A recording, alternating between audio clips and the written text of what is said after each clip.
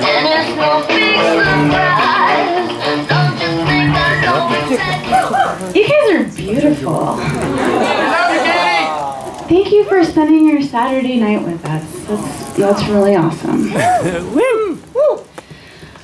Most people think that prison inmates are the best at improvised weaponage.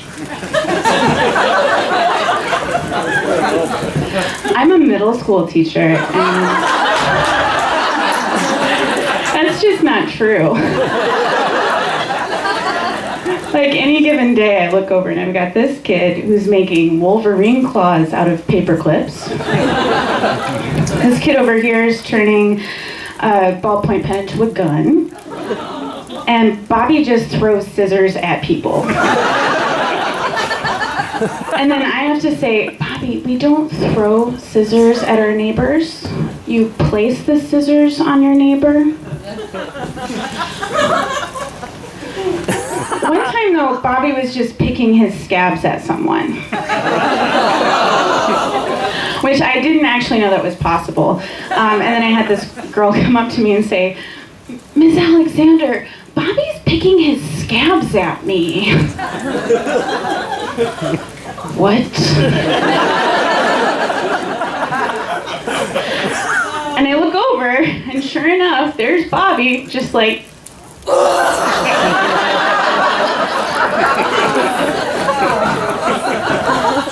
So I go to talk to him, and I'm like, dude, what are you doing? What's happening right now? He said, she was making fun of me because I have cheeseburgers in my pocket. From the no thank you table. If you don't work at a school, a no thank you table is something that, like communism, is good in theory. It's also about the redistribution of wealth. It's a place where kids can put all the things they don't want from their lunch. But if you know school lunch, like most of it's disgusting. So it just kind of all ends up there. Like those little tiny red delicious apples. Like the smallest ones they can find. But they're not delicious at all. They're just red disgusting apples. And cheeseburgers. So here comes Bobby. And he's wearing this big sweatshirt. And he's got this like big kangaroo pocket on the front. And he always just has it jammed full of like, I don't even know what. Like half-eaten pencils, gum, I don't know. One time he had an entire roll of those plastic produce bags right in there. He just had one sticking out that he was kind of playing with. So then this poor teacher walks up to take it away because she thinks it's just one. So she grabs it and all of a sudden it's like a magic show. So on this day, Bobby has 6. I'm not kidding you, like 6 cheeseburgers jammed in his pocket, you know, to eat later. And I'm like, Bobby, you can't walk around with 6 cheeseburgers in your pocket all day. It's just not gonna work. He's like, it's cool. I'll put it in my locker. Is that why the 6th grade hallway smells that way? I can't really blame it all on Bobby, though. Middle school students are stinky folk. It is just like a cloud of body odor and farts. With these light notes of Axe body spray. When you're a middle school teacher, you find yourself in these really weird arguments with kids. Like, Bobby really likes to throw things out the window, which begs the question, why do you have windows that open in middle school? And I don't like to victim blame. I don't believe in that, but aren't we kind of asking for it? Especially when there's 3 stories. So when you're on the first floor then, what you see is just a constant rain of stuff. Like there's someone's pencil. There's someone's entire binder. There's a Bunsen burner. There's someone's t-shirt. And then Bobby's throwing beads out the window, and now it's Mardi Gras. One time he threw someone's shoe out a window. I turned around and saw that happening, and I went over to talk to him about it. And he said, Miss Alexander, I was not throwing anyone's shoe out the window. I said, yes, you were. I saw it with my eyes, and Henry just has one shoe now. He said, Miss Alexander, I did not throw the shoe. I placed the shoe out the window. Oh, good. One of the things that's really challenging about being a teacher is that you often get parents asking you for parenting advice, which, it's just hard because it's really subjective. Like, there's not always like right or wrong answers, It's like, what are your values? What do you think is right? Like, I had a parent call me and they were telling me that they thought, they thought they just caught their kid smoking weed and they wanted to know how to handle it. And I was like, I don't know. When my son's stoned, I just take videos of him and put it on YouTube. But my son's a cat and he's high on catnip, so.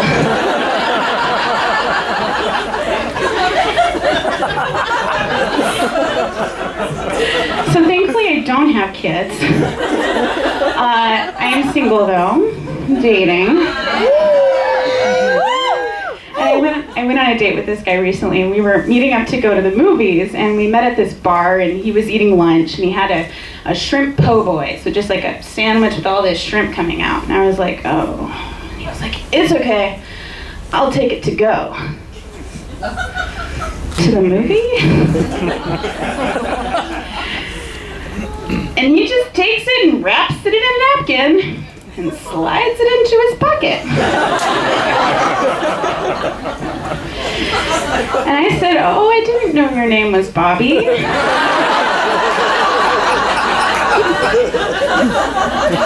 But I get it, it's hard, dating's hard.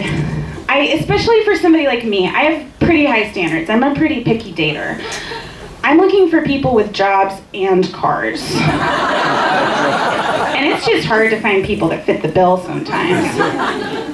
I was on a date with this one guy a few months ago, and he was saving up to buy a car, and he practically had a job. He just had this job interview that went really well. So, and I thought it was going good. We were making out in my car in his driveway, because I did drive him home. And all of a sudden, in the middle of it, he just burst into tears. I'm like, I'm good, but I'm not that good. And so he's like, I'm so sorry. I'm just realizing that I have all these problems.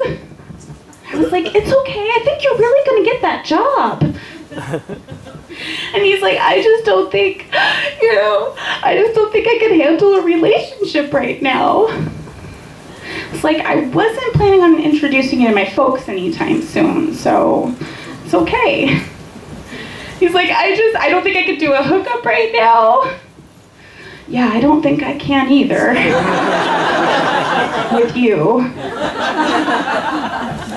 But I just can't watch any more porn.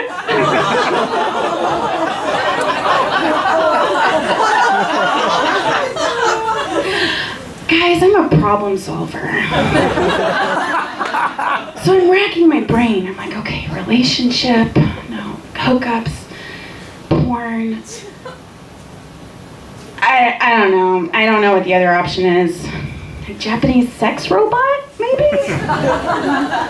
But it's hard, you get nervous when you're dating. You can end up saying stupid stuff, or doing stupid stuff. I went on this date, it was a first date, and I was wearing a cat shirt. That's not the mistake, guys. Don't laugh at that. It's my legit first date shirt. This shirt has cats on it. It's my dress-up clothes. But I go into this bar, I'm wearing a cat shirt, and the bartender's like, hey, I like your shirt. And I say, in front of this guy I've never met before, go kitty cats! He didn't even finish his beer. That's really saying something in Portland. I'm really loving gender-neutral bathrooms. I think it's awesome. Now guys have to wait in line too.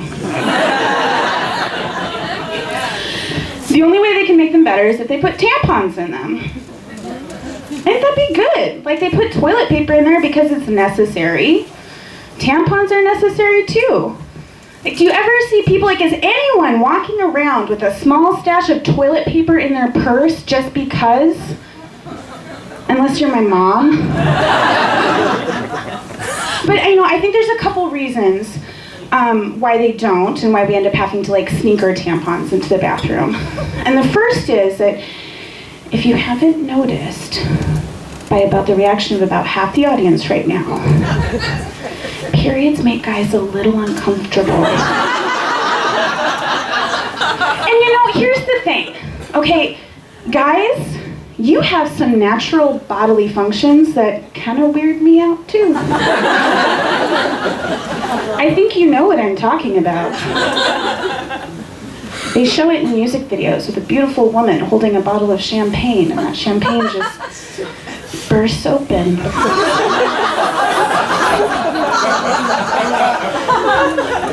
It's not like that.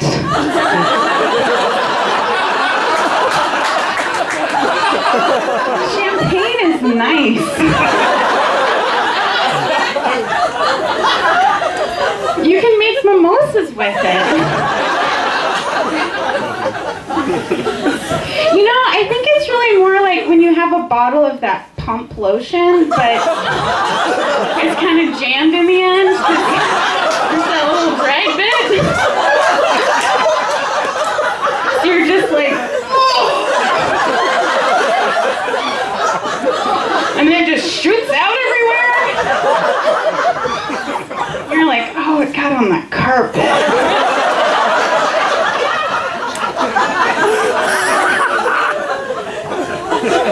So I get it. It makes you uncomfortable.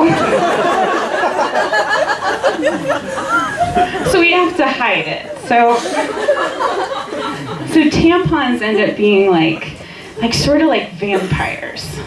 Like, if the light of day touches a tampon, you burst into flames.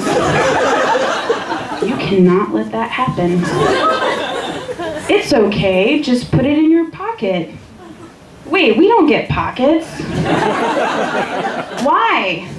I think we've already talked about the kinds of things that guys prioritize to put in their pockets. Cheeseburgers.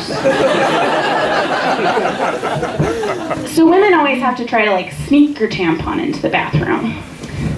And I had a coworker, and she's wearing yoga pants one day. So she's another teacher at a middle school. And yoga pants have that one tiny pocket in the waistband. It's big enough for like exactly one key. And so she decides to put her tampon there. Brilliant idea. Except she didn't quite make it. So she's walking down the hallway. I'm not entirely sure how this happened because my yoga pants are real tight, but it just whooped right out the pant leg. In the middle of the hallway in middle school. If you ever wanted to feel like you're 12 again, do this. Dudes, I think like the guy version of this is like, leave that sock out in your bedroom for your mom to find. That's the dude version. So this poor woman, this grown-up woman with like a professional degree, with a career, with a husband and children, her tampon's just out there in the middle of the hallway. And she has to bend over and pick it up. That's what she's reduced to. I think you all know what happened. We had to have a fire drill. How many of you guys have voted? Okay, that's pretty good. We got a few more days. it's important this time, guys. It's like really important. I'm getting really pissed about Trump. Like, you know, he says he assaulted these women. These women say he assaulted them. And then he tries to deny it. Even Bobby fesses up when he messes up. Like, I think we gotta try to catch him somehow.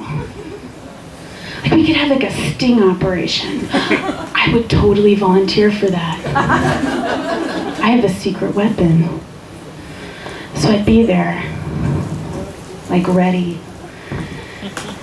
And Trump would go in for the grab. And that's when he'd find out I just started my period. And I'd be like, surprise, motherfucker.